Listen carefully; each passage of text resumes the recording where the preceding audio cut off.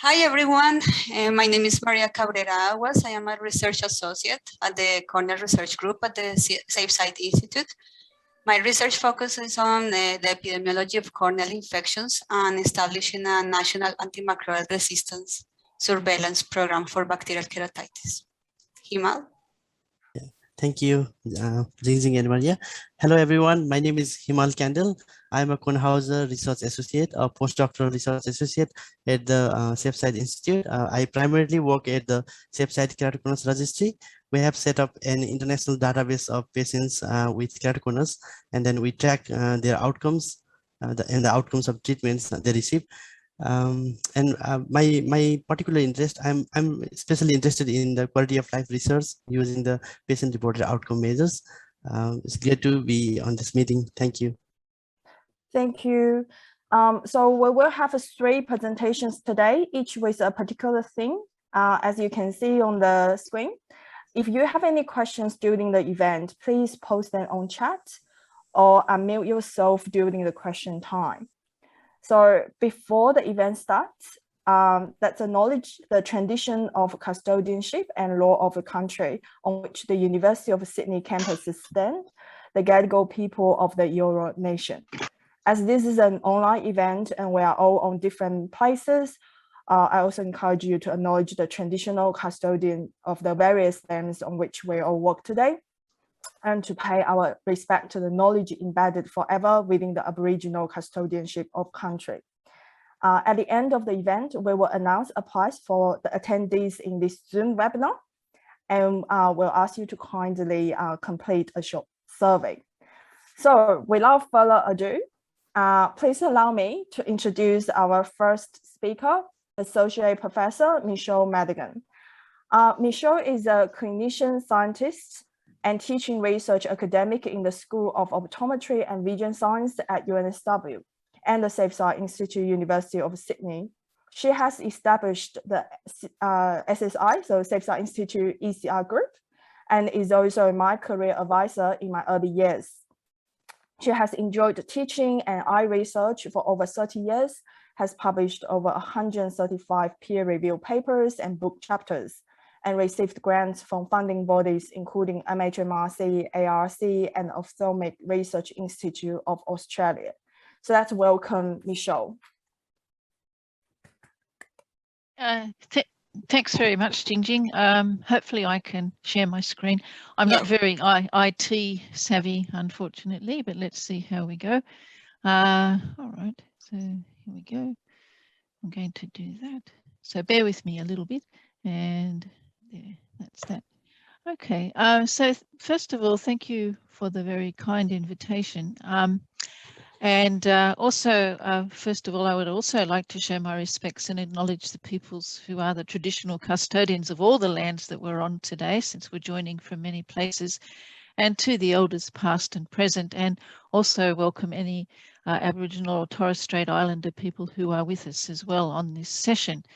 So this is a little career, or well, a grant writing workshop, and so I've kind of tried to cover a number of topics, but I suppose this maze on the front might perhaps capture how we all feel about this process. So I thought that might be a good place to start. But perhaps then a few questions before we even start writing. Why and when do we apply for funding? What schemes are available? How can I find out about them? Are there guidelines for the schemes and who actually cares? And then what's involved in writing the proposal, and what if my application isn't funded? Better still, what if it is funded, but I can't actually talk to you about that today. That's for another time. I think, Jingjing, that would make a great extra webinar for another time. So I can't cover all of these topics, but I thought I'd give you a little bit of advice on several areas which I know something about. So what are the main research grant schemes and funds available, and how can I actually find out about them? So we are very fortunate to have research offices with our universities, and so at UNSW, UTS, Sydney Uni, and we often get these research bulletins. So on the left here, we can see the research bulletin from Sydney Uni, which turns up in your mailboxes very frequently, and you'll notice major funding opportunity deadlines are there and all sorts of things. UNSW also has a similar thing, and I've actually taken from the bottom right-hand side here, grant application resources. And here you can see there are tools and resources, people to contact, research sites, and so on. So within our university system, we actually have lots of resources to help, even before we start writing. NHMRC, of course, has a thing about funding. ARC does. ARVO, the Association for Research in Vision and Ophthalmology, which many of you, I'm sure, are members of, also has upcoming funding opportunities. And all of these schemes together give you a whole range of opportunities. And these can be little schemes to giant schemes, everything in between. And so I suppose the thing is then, okay, what scheme should I look at? What's the one for me? And early on in things, it is actually good to think about, okay, small grants are actually useful because they can help you start things and build evidence as a background for bigger grants. They also help you with building collaborations with other people and also, getting some track record areas sorted out and those sorts of things. So certainly, in amongst all of these schemes, you will find small schemes, grants in kind, all sorts of opportunities where you can actually look for funding. So, I encourage everyone to have a look in there, and also, ask around your colleagues. Any associations that you're part of also have lots of information. For example, I'm a member of the European Association for Cancer Research, and every month they send around a lovely newsletter that has all sorts of funding opportunities in there. So, there's many places we can look. It's just knowing where to look. I suppose the next question is about the guidelines and so on. And I know that sounds a strange thing to talk about in a grant writing workshop, but it is really important. Every time you're thinking about writing a grant or thinking about a funding scheme, to keep in mind that not all grant schemes are the same. And actually funding bodies really care a lot about the guidelines, as you'll find out. So it is really important to read the details very carefully, to read them more than once, check on submission dates, and universities have internal dates, there are external dates. There are sometimes dates for peer reviewing within your department. So, be sure that you have all of these details very clear. Another reason to be very careful about the guidelines is that sometimes they will tell you in a background sort of way the things that they want you to tell them. But they also state very clearly what they don't want you to include. So, do read the instructions carefully. Some schemes, for example, I know if you don't follow the guidelines, they will use that as a reason not to accept your application. So, if you want to be in the lottery of funding, you've got to be able to get your application in there. So follow the guidelines. So other things to think about for these guidelines, contact your research officers, look on funding body question and answer sites, chat with your colleagues who you trust and so on. Think about making a timeline for each step of the process. Think about the research team who are involved with your project. So the reality of research now is that we very rarely work alone. Perhaps when I started, it was more the thing that you worked on your own and, that was how things were done. But the world now is very much a collaborative feast. And so, it's very good, even from right early on, when you're a PhD student, to start thinking about, researchers that you can work with and thinking about the team that you're going to be involved with making your project. Also, I mean, they sound kind of nitty-gritty things, but think about all the required biosketches, ropes, sapphires, letters of support, approvals. Make sure all of these get organised as you're preparing your application. These are the things that can hold you up at the end when you're about to submit and you suddenly realise, oh, I didn't get that letter of support from this person and it's now a holiday on that other part of the world and I'm never going to get it in time. So these are real, pragmatic issues to think about as you're doing your grant preparation. There is also compliance checking done through university research officers. So again, that takes time. you can skip that. If you're like me and always late for everything, you can skip that and wing it. But, compliance checking is actually very helpful as a service provided by our universities. So there's some nitty gritties about guidelines.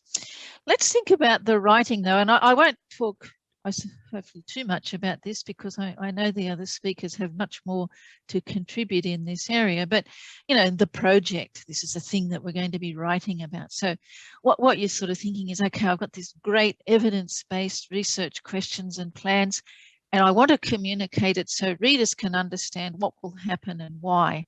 And that's really the nuts and bolts of it. The communication is essential.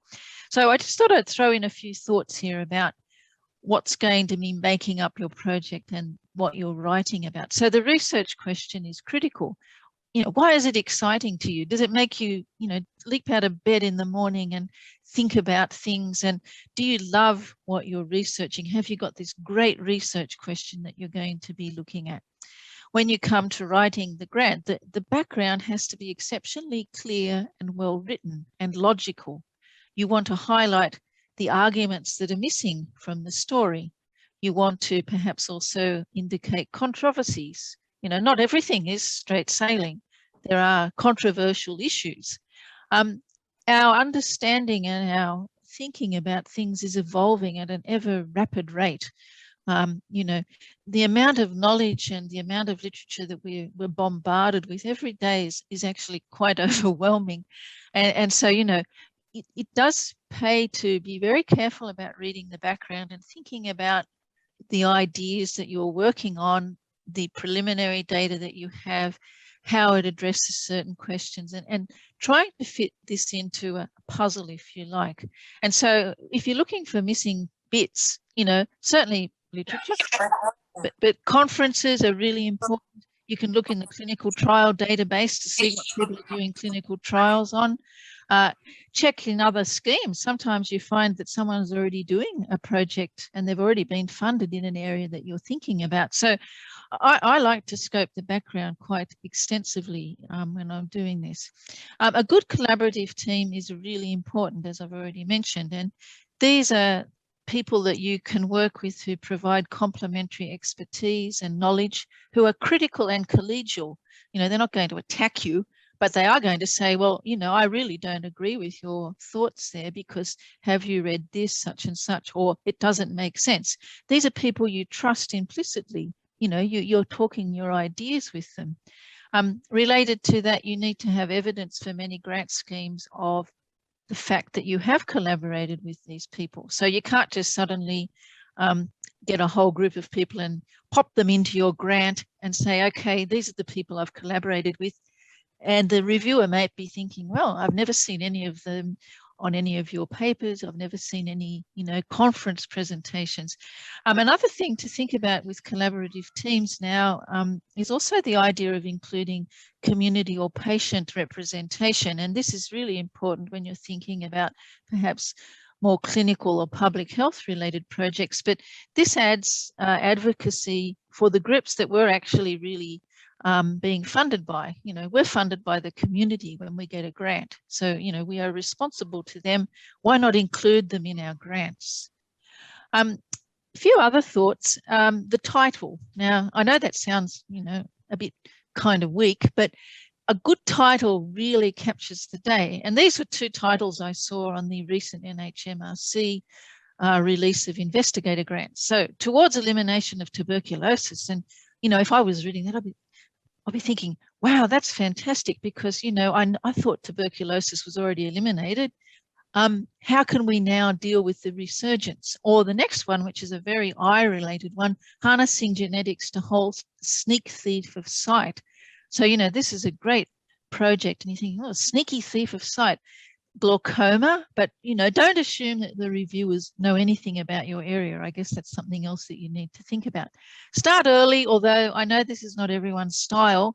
Try not to rush. Some people only work when the deadline is upon them, and that's when their creative juices actually flow. But, it is definitely recommended to start early, especially when you're perhaps writing your first grant. Think about what's required too. Now the styles of grants are changing. Sometimes we put in an expression of interest. Sometimes there's a first page which summarizes everything. Sometimes there's a lay description, clear, focused. Assume nothing about the person that's reviewing it. Assume they don't know anything about the area. What you've written in that capture of your project has to be compelling and clear and sell the day. You know, you're in the business of selling the day. Then we move on to the things that are really important as scientists and clinician scientists and translational researchers: hypotheses, research designs, and methods. So, you know, we want the background to follow to some very logical hypotheses and research plans. We don't want some kind of roundabout journey, which is often how my brain works, but, you know, it has to be, you know, exceptionally logical and clear. People have to be able to follow what you're after. You know, say it up front. Say it clear, be bold. Do the plans and the aims and the methods really test the hypotheses? So, you know, try these out on some of your senior colleagues or other people in the area. Do you have preliminary supporting data? You need this. This is an essential part of a grant. Also be very careful to think about potential problems. So now many funding bodies prefer that you try to describe strategies to cover risks. So, you know, there may be risks in your approach. You know, what about if, for example, you can't find 2,000 people with UV or melanoma, which is super rare? You know, what's the strategy for dealing with that? Reread, get others to read, check the formatting, reread again. Go through your grant as you're progressing, and at the very end, look for typos, you know, problems with spelling, referencing, lazy formatting. Remember that, you know, as a reviewer, you may be thinking, well, if they can't be bothered to get those little details right, what does that say about their research? You know, so that's very important. Seek peer review early, and don't forget about the budget and costing, because we have to work out what to pay people and things. That the funding is important. What happens if you don't get funded? And I know this is not quite about grant writing, but I thought it might be good to mention that it can happen, and it does happen often, and it does happen over many, many, many years. Let the dust settle. Review the feedback. Think about your project. Update from your experiments that you've been doing in the meantime.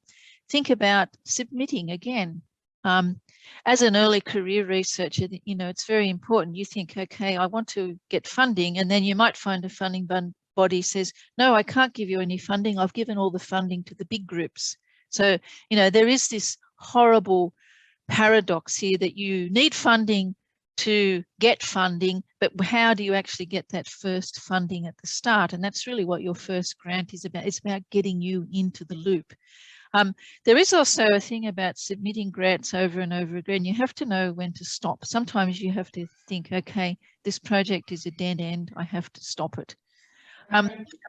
The old thing about, you know, building resilience and perseverance with grant knockbacks is true. You know, I've managed, perhaps not so well, I suspect, but over 30 years. And, you know, it does build some inner strength, I suppose.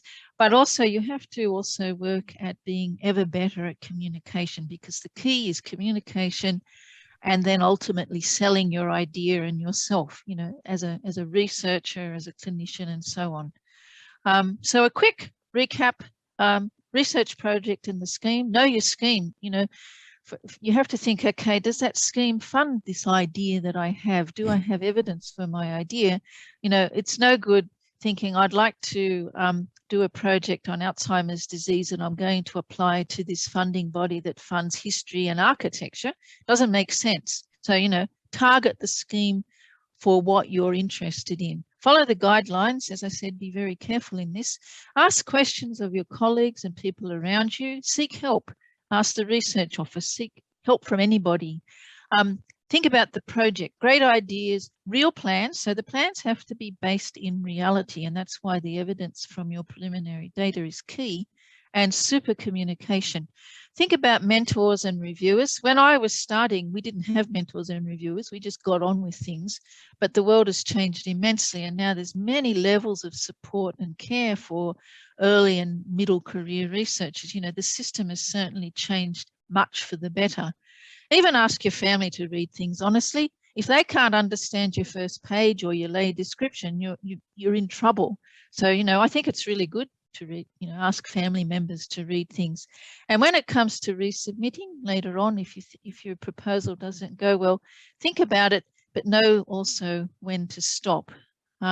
So that's it from me. I think I've gone too long. I apologize. This is my grant review panel here. I'm happy to take any questions, or if not, if it's too long, we can do them later. Thank you very much. Thank you, Michele. That was great tips to start thinking what grants to apply for and how to build your project. So let's jump to our next speaker.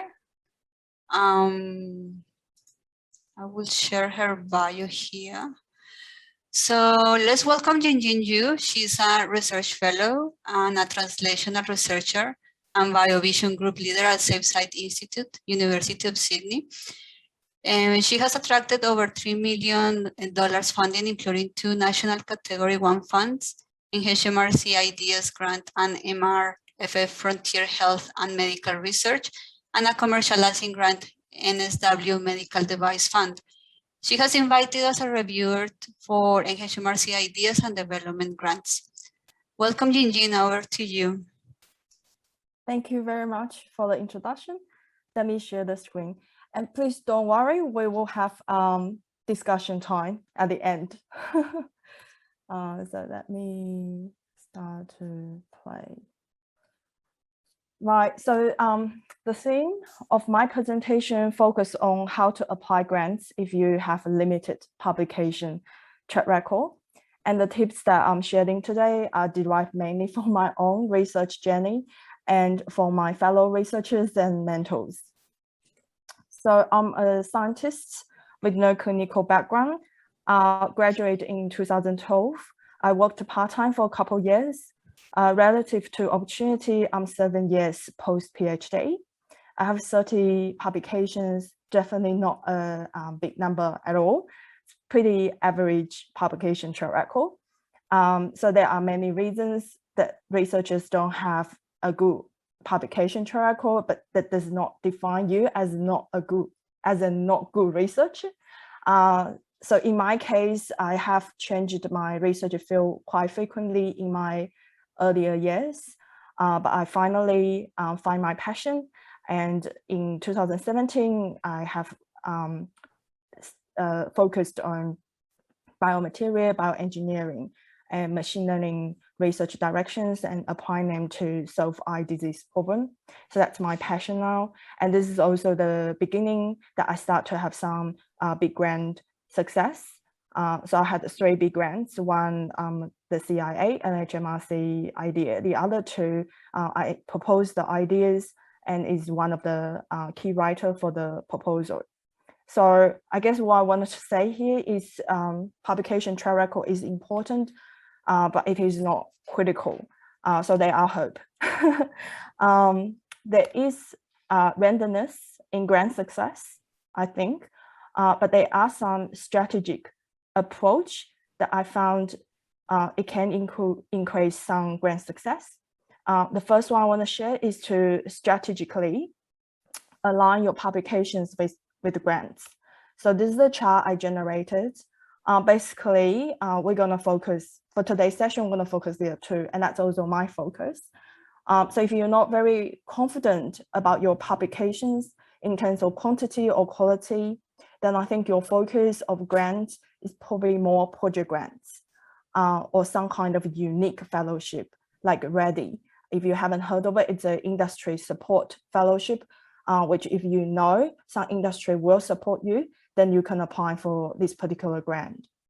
So that I think will be your main focus, but I will still think you should apply for fellowship grant, only because once you build up your strong publication, that will be a grant that you apply for. So it's good to start early to get some feedback to learn how to write that kind of style grants.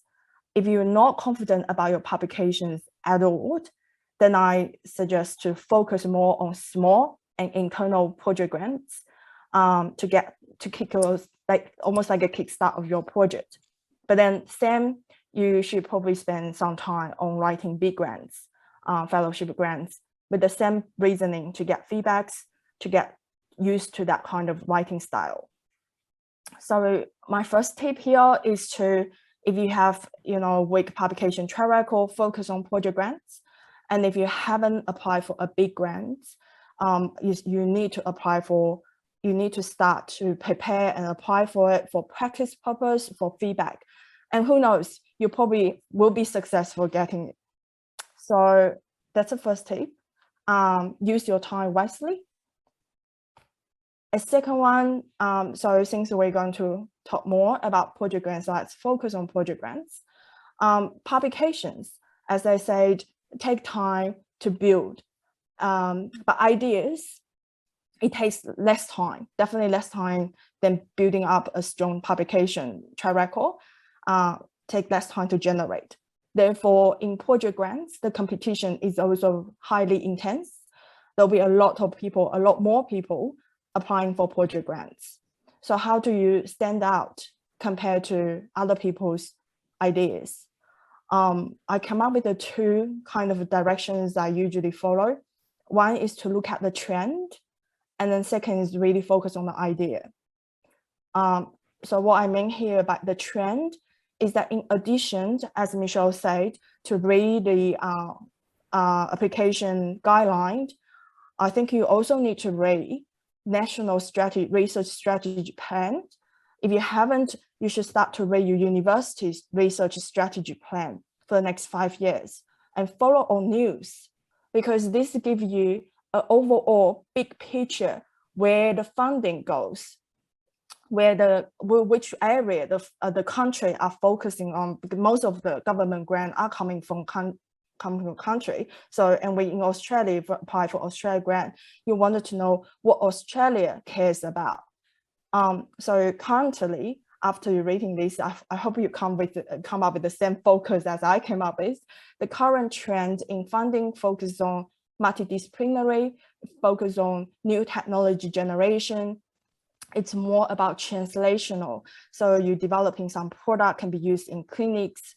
It also prefers you have industry connection and, breakthrough areas, such as currently, artificial intelligence is one of the hot area. So that's the overall really big trend in funding.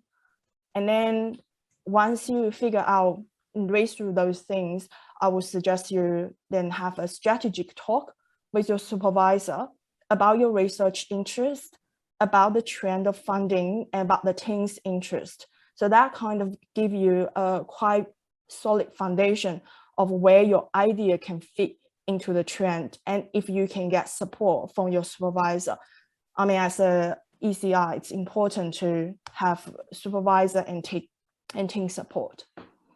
So then moving to about developing an idea, I found there are 4 critical aspects to have your idea stand out. One is innovation. And when I talk about innovation, yes, it's about new idea, but it's also about you have a comprehensive literature review, really understand all the existing research that's happening right now, so that you can then propose and generating an idea in this field, but it's unique and different to the current trend, or more improved compared to the current trend. And then the second aspect is creativity. So you have this idea, you have this project, how do you do it? And that creativity is kind of, I feel it's strongly linked to the novel methods. So are you using some state-of-art technology, or are you designing your method very clever, very unique, but yet efficient? So that's about how you do your research plan. Is it novel? Is it creative enough? The third aspect is impact. I felt as I research, we're in a small area, there is an advantage for us to get impact. We work closely with clinicians. SafeSite has so many clinicians, and if we have your ideas, you talk to the clinicians that you know, and see if it kind of exciting them. If they think that yes, your idea will have some impact to patients. But if you are doing pure basic fundamental research, then it's also good to talk to your fellow researchers. And as we're in small circles, so you can easily find other eye researchers and share your ideas with them and see if they think that the knowledge you generate is going to be, very exciting, very impactful. So it's almost like you're conducting your initial customer survey to get the impact of your idea. But your customers are clinicians, patients, or your fellow researchers. And finally, is about critical data generation. Again, that fits what Michele says, the preliminary data.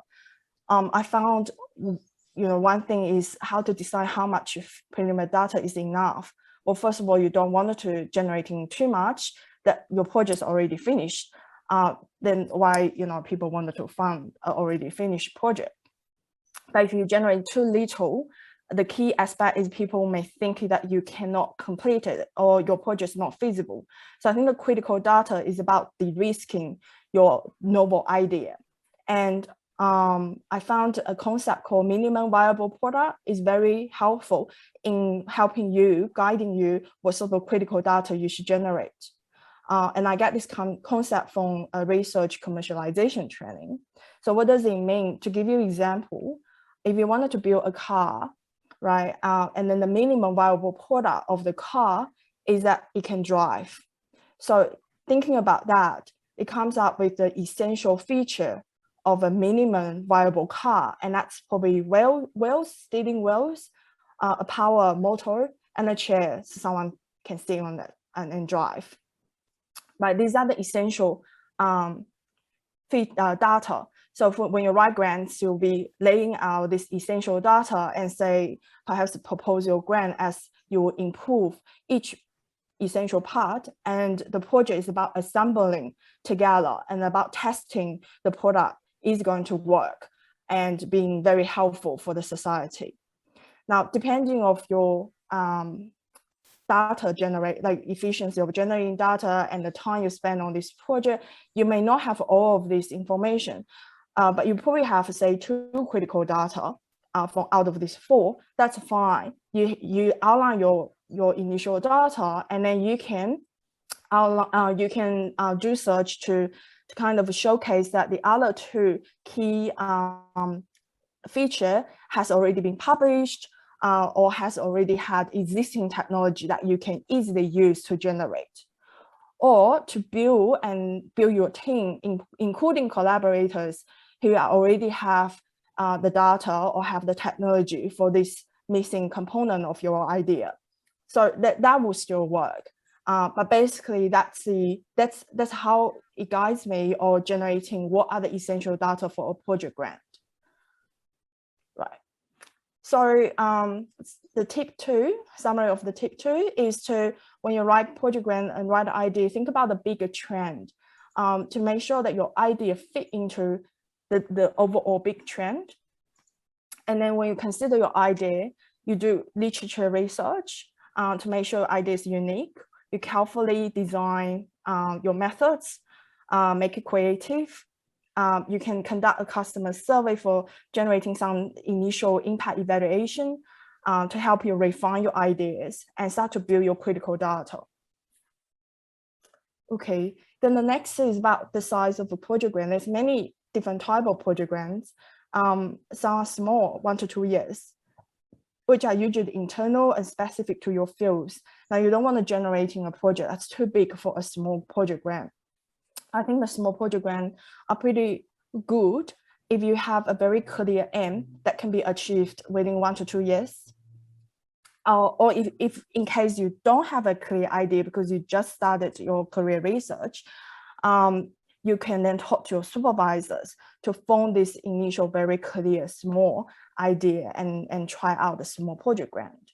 But if you already have your very big idea, you know what your research interest is, then it's worth to break it down into small parts and to write small grants for each one of them so that it can later on build up in bigger essential data for your big project grant. And these are some examples of small project grant that to kick your research journey. The next is for big project grant, which usually 3 to 5 years, and you're competing with other research fields. Then it comes down to your strengths, and a lot of strengths come down to your team and your supervisor. So again, you probably wanted to talk to your supervisor, talk to your team member, figure out what exactly the strengths is. Is it basic research? Is it translational? Or does it have some commercial component into it? Or is it about collaboration because your team has a lot of collaborators? And then based on the strengths of your team and your supervisor, you can then start to targeting different type of major grants. So for example, ARCs for basic science, NHMRC, it can be basic science, but need to have clinical applications. So if your team has clinicians, that's something you probably should try. And there are MRFF grant, there are NHMRC development grant, which are all commercial and translational focused. And there are international collaboration grants. So if your team has partners in Europe, Japan, India, and China, that's some kind of unique big grant that you can apply for. So think about the strengths of your team. So then the tip 3 is to know yourself and your team's strengths, and then choose the type of project grant strategically. Right, I guess another question usually I have and my fellow researchers have is how many grants you should probably apply. I guess the first of all is you need to know how many grants there you can apply. And you can find out this information from university. One thing I registered is called research professional. I found this super helpful. Is if you subscribe, they send you regular grant information, and it's not just in Australia, it's worldwide. So you see a lot of grant opportunities. And then building a grant calendar is also a good way. And if you search Google, you will see so many templates that's already out there for you to build a grant calendar. The use of grant calendar is then you can align your research progress with the grant calendar. So for example, in March, there is a big grant, but you don't have enough data, then you can look at later on if there's another similar grant. So you can start to build your data towards to the opening of a particular grant. And then I personally suggest you should probably apply at least 2 grants a year. One is the grant that you have reasonable certainty, more than 50% chance of success. And then the other one is something that you hope you can get, you really want to get. So yeah. And finally is some other general writing tips. Definitely writing skills is really good. So I recommend you attend any grant writing training sessions. If you don't know any of this information, Safe Science Institute ECR newsletter is a place you go to. And if you are not registered to our mailing list, feel free to put your email into the chat, and Maria, Himal, and myself will add you into our mailing list, so you get regular updates on writing events or any other useful events. And then to engage research support, university research support early, because usually you engage them early, they will offer not just the writing strategy, but they can also offer comprehensive review of your proposal. And I think the third thing for ECR is good to build your trust with your supervisor to have a mutual benefits, because for project grant, and for relatively weak publication, you do need other people who are strong to help you and support you. And obviously, if you have mutual benefits, you can have this very supportive team. And in addition to your supervisor, it's good to start to create a supportive research environment to help your grant writing. I think it would be good to have a mentor and a trusted colleague in your field, so they can review the method of your ideas. And it's good to have a research friend outside your field, so that to make sure that whatever you write is not too technical. And to remember, have fun. because writing grants, it's not a torture, but it's definitely not a fun thing to do. So it's good that if you write it within a team environment, you have a supporting environment, so you could actually feel that take some break in your grant writing to enjoy your fun. That will keep you going for grant writing. And that's it. So open for questions, and thank you. Thank you, Jingjing, for the wonderful talk and tips. Without any delay, I would like to move on to the next speaker now.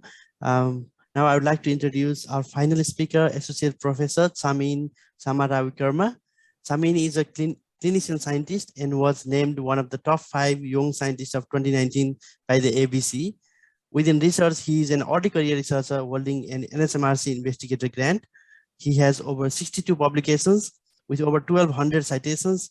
He is the head of the Translational Ophthalmic Research and Immunology Consortium, which has a focus on both the clinical and basic sciences behind corneal disease. Chameen has many national and international multinational collaborations and obtained over 1.7 million in collaborative grant funding, 1 million of which is the principal investigator. Chameen is a science communicator with strong links to media. Clinically, he is a cornea specialist with public appointments at Westmead and Liverpool hospitals. He is heavily involved within the RANSCO, chairing the Younger Fellows Committee, and is a director of the Ophthalmic Research Institute of Australia. Welcome, Chameen. Thank you. Let me share my screen. There we are. Okay. I know that we're running out of time, so I'll try and make this as quick and succinct as possible. I guess I wanted to take this in a slightly different direction and talk more about the high level rather than the nitty-gritty, because I think it's quite important to approach grant writing with a concept of where you want to take it. All of the details are very important, and I'm not minimizing all of that. That's actually very critical.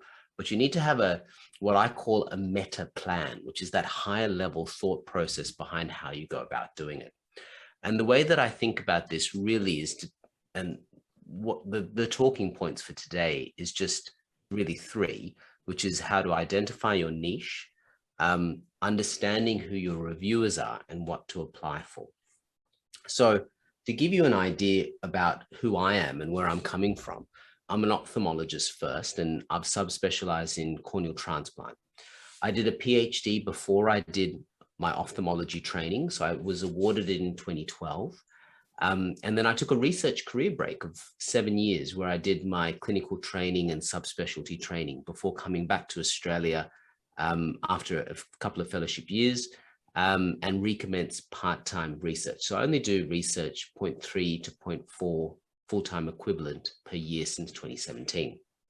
So I guess the point of that is I'm very much an early career researcher. So it's still all beginning. And that's a good place to start off with. And that's where we all are. But one of the things that I think probably the most important thing, and it's quite interesting because it's been mentioned by both Michele and Jingjing, is it's really important to figure out what your niche is. Ultimately, grant writing is about selling yourself and selling your ideas. You need to stand out for the reviewer, for them to give you the top mark or a high grading, and that's what's going to determine whether you get this grant. So think of yourself effectively like a salesperson. You're selling yourself. But the concept here is you don't want to be this type of salesperson, the greasy, quick sale person that everyone walks away with a little bit of distaste. You need to position yourself so you're that salesperson. And the way I think that it's helpful is to figure out what makes you unique. And once you've done that, you've got to highlight it in your communication so that the reviewer who's reading your application goes, wow, this person is special and they want to give you money. Your goal is to distinguish yourself from your competitors and to make yourself stand out. As an example, so in my case, I'm a clinician first. I'm an ophthalmologist. As I said, I'm specialized in transplant surgery. But the thing that makes me a good researcher when it comes to this medical science is I understand what the disease is. I understand the prevalence. I understand the impact because I see it on a daily basis, and I know what treatments are available and where the gaps in the treatments are. But as well as being a clinician, I'm a researcher, I'm a scientist. So I understand cellular interactions, I've done animal studies and understand laboratory techniques. So for me, when I think about what's my niche, it's trying to fit these two together into a saleable message that conveys knowledge. So you can argue it's being this guy, the crazy eye scientist. But what I probably lean towards, or what I find more flattering, is calling it translational research. And that's my focus. What I bring that's unique is the bridge between clinical research and basic science research, because that's the divide that I cross. And that's what I try and sell. So likewise, I think it's important for everyone to sit down before you start writing your papers and figure out what's special. Now, you're not going to be the only one. There's going to be others in that niche, but that's okay. You just need to figure out what you're highlighting as your strengths. What I tend to do, and the success I've had, is when I start talking about bridging that gap between the patient bedside and the laboratory bench top. So as you can see from those 4 grant applications that were successful in my case, it's the basic science, so the novel biomaterial, and the clinical medicine, the corneal perforations. And what I stress is that these are diseases I treat, and I know what's available. I can identify the gaps, and then I can come up with solutions because this is the realm that I exist in. I think it's also important to be prominent in your niche. And Jingjing was alluding to this as well. This might mean that you spend a bit of time improving your track record first in the field. And it could be that before you go for a big grant, you take 6 months or a year and you pump out some papers in that area to show that you have a track record in this area. Other effective ways is to increase your collaboration. So you can say, look, my strength is this, the weakness for the idea is this, but I have a collaborator who brings the strength and neutralizes it. Or it could be that you strengthen your team. So recently I hired an exceptional research scientist because his knowledge complemented mine and it strengthens our team. And that's the kind of thing you've got to think about. The second thing very quickly I want to talk about is the reviewer, because ultimately it's the reviewer who will decide who gets the grant. And you have to know who you're selling yourself to and your ideas to. And the reason that's important is you should be changing your language, the areas you focus on, and the level of detail you go into to suit your target audience. So using that analogy of a car salesman, you've got to know whether your target audience is this guy and you're selling him a combi van versus this guy who you're selling a sports car. And the way you pitch it will change depending on what you're going for. So once again, the example that I'll use is in my case, there are grants that I know are going to be reviewed by clinicians, and there are grants that I know that are going to be reviewed by scientists. And I tailor the way that I write my grants to suit it. If it's clinicians, I'll shorten the clinical component. They already know it. I simplify the lab component because sometimes they don't really have the full depth of knowledge a scientist would, and I use layman language. But the big thing that I do is I highlight how the lab work will lead to clinical breakthroughs and treatments that they can use. And the aim here is for them to read this and for them to go, oh gosh, I can use this in my world. This is great. If I'm catering for a scientific audience, the big thing that I spend time spelling out is explaining the clinical problem and why it's important. A scientist will look at the technique and go, okay, this is really interesting, but it's important that they understand the significance of that and why we're doing what we're doing.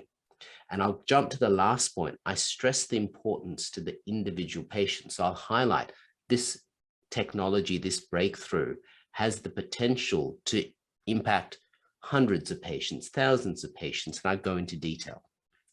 When it's talking about the lab work, I tend to make that shorter, very accurate, but also quite succinct. The last thing that I think is important is to walk into this thinking about it in the sense of you're the dumbest person in the room. And what I mean by that is sometimes, and I'm at that stage where I'm reading grants now and reviewing grants, sometimes you see that people try and brush over a potential gap or a flaw in their methods or whatever it is. And every research project has this, where there you go, well, look, I'm not sure about this. I'd actually discourage you from doing that, because a reviewer will read it and they'll think that you didn't pick that up and they did. That's the mentality of a reviewer. I think it's better to say, to acknowledge that and say, look, this is a weakness. And then you identify how you overcome that. I have incorporated this collaborator to strengthen this, or I'm planning these experiments to show, to prove this hypothesis, or whatever it is. But I discourage you from just brushing over weaknesses or weak points. Flag it and own it, because it shows that you have knowledge, insight, and understanding. In all grants, I explain how I'm best suited to lead the research, because ultimately you're trying to say, hey, give me the money. So you've got to say I'm the best for it. And the language you use, and this is really important, has to be clear and concise. It's important to realize that most reviewers are not reading your grant application as first thing in the morning. They have a job to do. So they do their job and then they're reading your grant right at the end of the day. And you don't know what their day has been like. You don't know whether it's been a good day or a terrible day. And if your language is complex or poorly structured and it's difficult to read and it's been a bad day, you'll leave the reviewer with a poor impression of your work. And that's not going to get you a grant. So you just got to appreciate that. Oh, not progressing. Let's try that again. So the next question is, what do you apply for? I would say everything. I mean, you've got to be careful that you don't spread yourself so thin that the quality of the grant application is poor. What I mean by that is, don't restrict yourself between small grants, big grants. Apply for everything. And the reason is the small grants often pave the way for medium-sized grants, which pave the way for the big grants. So I would encourage you to not be disheartened. Once again, the example is my career. If you look at the last 5 years, I've applied for, gosh, lots. Roughly about 45% success rate. So that's not huge, but this is the reality of academics. It's a numbers game, and the more you apply for, the better your chances.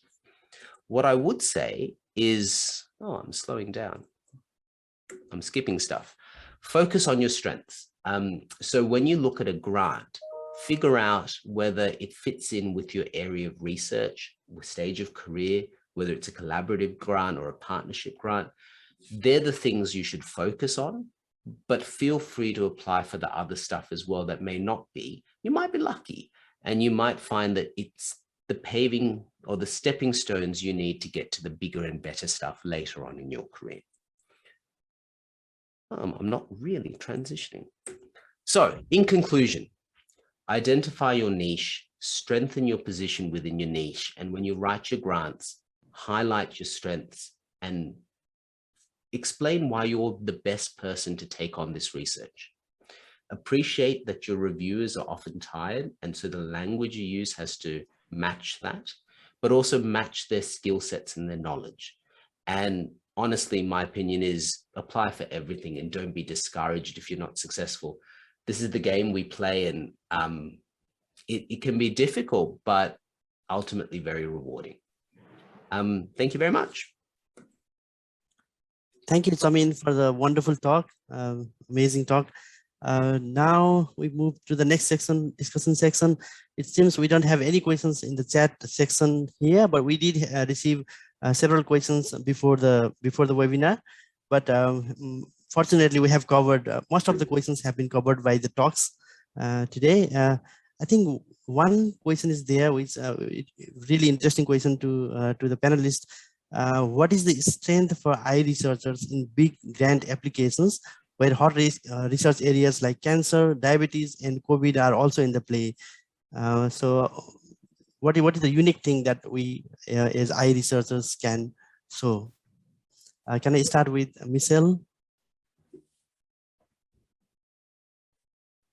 Oh, good question. I suppose the eye is a good model for many systemic conditions, and also it is very much part of things like diabetic disease or cardiovascular disease, even for example, links to Alzheimer's or Parkinson's disease. You know, eye research actually fits very nicely into some of these areas. So I think it's a matter of building collaborations in those areas if you're wanting to pitch your you know, idea there. I mean, I work in eye cancer, which is very, very rare. It's really hard to get any funding for it at all. But I'm slightly heartened in recent times because uveal melanoma remains a problem, a terrible clinical problem, and it's increasingly being looked at by funding agencies. So there is also the possibility of orphan diseases, which we haven't really mentioned, but a number of eye diseases do fit into categories under that orphan disease where there is now more and more funding as people have realized these are terrible burdens for society, but they're very small groups that are affected. So I don't know, that's maybe how I'd try to think of it. Chameen, do you have anything to add on that? Yeah, so I think Michele's comment was very correct. When writing a grant, you can use the eye as the model. I mean, cardiovascular disease, diabetes is the classic example. The other thing that I'd say is of the 5 senses, vision's probably the most important. So if it relates to blindness, that has a strong emotional connotation. And so once again, it's possible to write your grant saying this is, you know, that has a big impact on quality of life.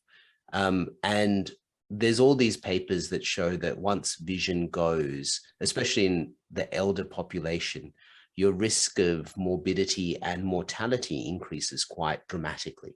So fixing vision will often save a life. And that's something worth highlighting as well.